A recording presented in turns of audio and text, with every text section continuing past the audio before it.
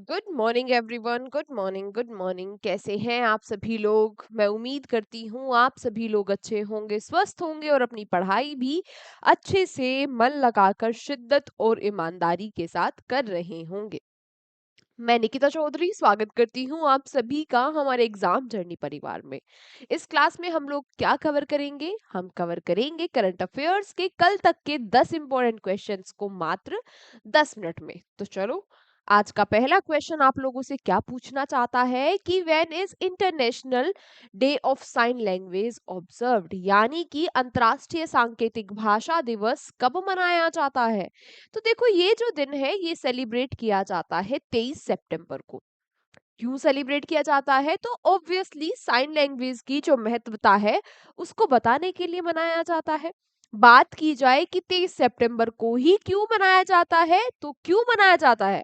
क्योंकि इस दिन World Federation of the Deaf यानी कि विश्व बहिर संघ की स्थापना हुई थी। स्थापना कब हुई? 1951 में। ये बात भी याद रखने वाली है।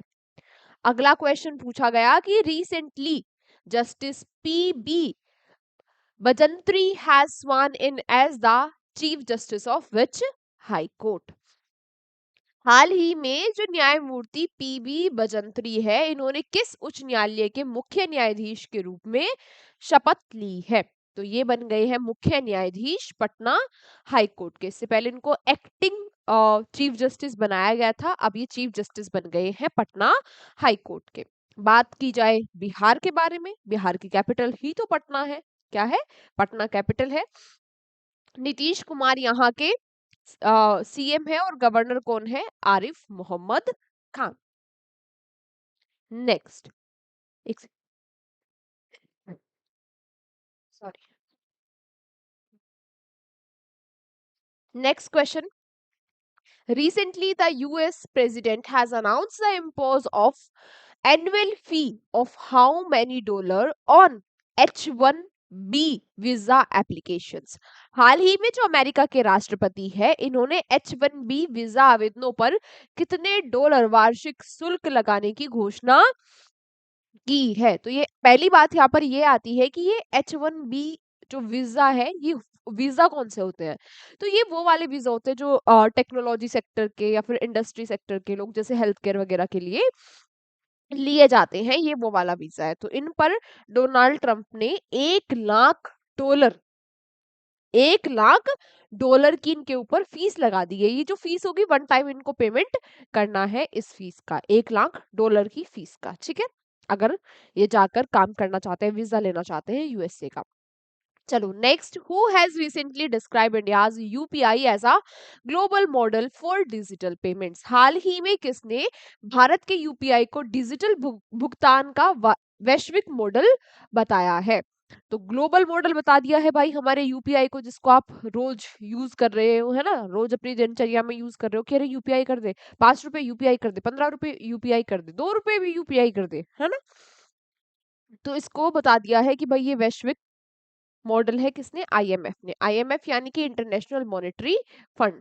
इंटरनेशनल मॉनेटरी फंड ने एक आर्टिकल में ये बताया कि भाई जो यूपीआई है वो एक वैश्विक मॉडल है, ये बहुत अच्छे से काम कर रहा है ना। एक आर्टिकल लिखा गया, वो आर्टिकल था कौन सा? India's frictionless payments. इसमें आईएमएफ ने बताया। आईएमएफ की स्थापना हुई कब? जुलाई 1944 को। इसकी मैनेजिंग डायरेक्टर एमडी कौन है? ये है क्रिस्टलीना जॉर्जिवा। फर्स्ट इसके डिप्टी मैनेजिंग डायरेक्टर कौन है? गीता गोपीनाथ। ठीक है, हेडक्वार्टर्स कहाँ है इसके? वॉशिंगटन डीसी, यूएसए में। नेक्स्ट आपसे क्या पूछा गया कि where has doctor APJ Abdul Kalam space city been inaugurated recently. हाल ही में कहा doctor APJ Abdul Kalam science city, sorry space city नहीं, साइंस सिटी, साइंस सिटी का उद्घाटन किया गया? तो ये साइंस सिटी कहाँ बनने वाली है? पटना में। कहाँ? पटना, बिहार में ये साइंस सिटी बनने वाली है। बिहार के बारे में अभी हम सारी बातें पढ़कर आए हैं कि वहां के सीएम, गवर्नर और कैपिटल क्या है। नेक्स्ट आपसे क्या पूछा गया कि how much has Japan's rating agency Inc update India's sovereign credit rating. हाल ही में जापान की जो रेटिंग एजेंसी है इंक, इसने भारत की सॉवरेन क्रेडिट रेटिंग को अपडेट करके कितना कर दिया है, यानी कि भारत की जो इकोनॉमिक स्थिति है वो और बेहतर हो गई है, तो इन्होंने जो अपनी रेटिंग है उसमें रेटिंग बढ़ा दी है, भारत की और अच्छी कर दी है रेटिंग भारत की, है ना। ये भारत की ये भी दर्शाता है कि भाई अब बाहर वाले लोगों के लिए भारत स्टेबल तरीके से काम कर रहा है। रेटिंग कितनी कर दी, पहले BBB हुआ करती थी, अब BBB प्लस कर दी जापान ने रेटिंग भारत की। नेक्स्ट आपसे पूछा जा रहा है कि recently what medal has Anand Kumar Velkumar won at the 2025 world speed skating championship. हाल ही में जो आनंद कुमार वेल कुमार है, इन्होंने 2025 में विश्व स्पीड स्केटिंग चैंपियनशिप में कौन सा पदक जीता है। तो पहली बार भारत ने गोल्ड मेडल जीता है स्पीड स्केटिंग चैंपियनशिप में। जो कौन लेके आया है, आनंद कुमार वेल कुमार। नाम याद रखना, हो सकता है आपसे डायरेक्टली यही पूछ ले कि भाई ये किस खेल से संबंधित है, ठीक है। चलो ये मैं हर बार आपको बताती हूँ, जब भी किसी भी स्पोर्ट्स पर्सन का नाम आता है तो मैं हर बार आपको ये बात याद दिलाती हूँ कि ये जरूर याद रखना कि भाई ये किस खेल से संबंधित है। बात की जाए इस चैंपियनशिप के बारे में, ये चैंपियनशिप हो कहाँ पर रही थी, चाइना में।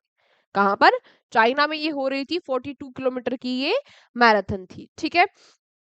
तो भारत ने पहली बार इसमें कोई मेडल जीता है, क्वेश्चन इसलिए और ज्यादा भी सुपर डुपर इंपोर्टेंट हो गया है, ठीक है। और गोल्ड जीत कर लाए हैं भारत के लिए, ये तो और ज्यादा इंपॉर्टेंट हो गया। समझ रहे हो, इंपॉर्टेंट समझ रहे हो ना क्वेश्चन की। चलो next, recently who has scored the fastest century ever by a by an Indian in ODI cricket।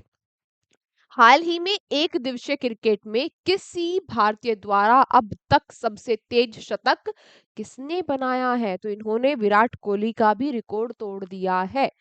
सबसे फास्टेस्ट शतक बनाया है किसने, स्मृति मंधाना ने। इन्होंने 50 बॉल पर 100 रन बनाए हैं ओडीआई क्रिकेट में, ठीक है। इन्होंने विराट कोहली के रिकॉर्ड को भी ब्रेक कर दिया।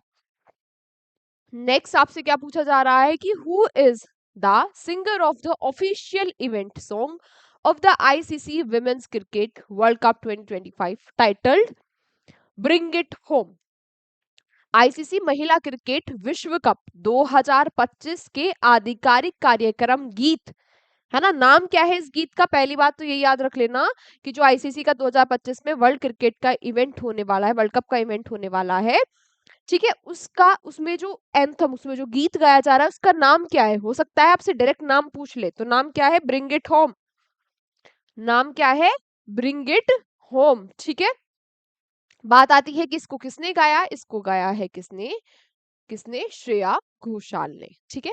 आईसीसी का जो ये इवेंट है इसको भारत और श्रीलंका मिलकर होस्ट करेंगे। प्राइमरीली इसको भारत होस्ट करेगा और श्रीलंका इसको को होस्ट करेगा।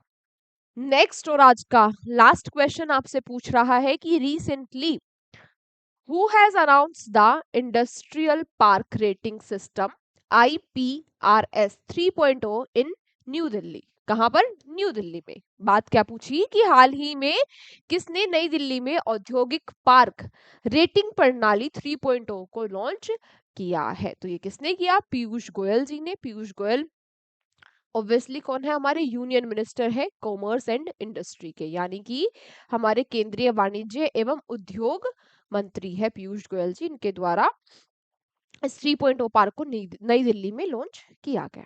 बात समझ में आई। आज की क्लास हमारी यहीं तक थी, ठीक है। इस क्लास की पीडीएफ आपको मिल जाएगी हमारे टेलीग्राम चैनल पर, वहां से जाकर आप लोग पीडीएफ ले लेना। बाकी आप लोगों से मुलाकात होगी अगली क्लास में। तब तक आप लोग शिद्दत ईमानदारी के साथ मन लगाकर अपनी पढ़ाई करना।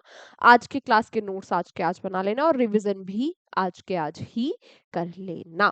मिलते हैं आपसे अगली क्लास में। Take care, bye bye.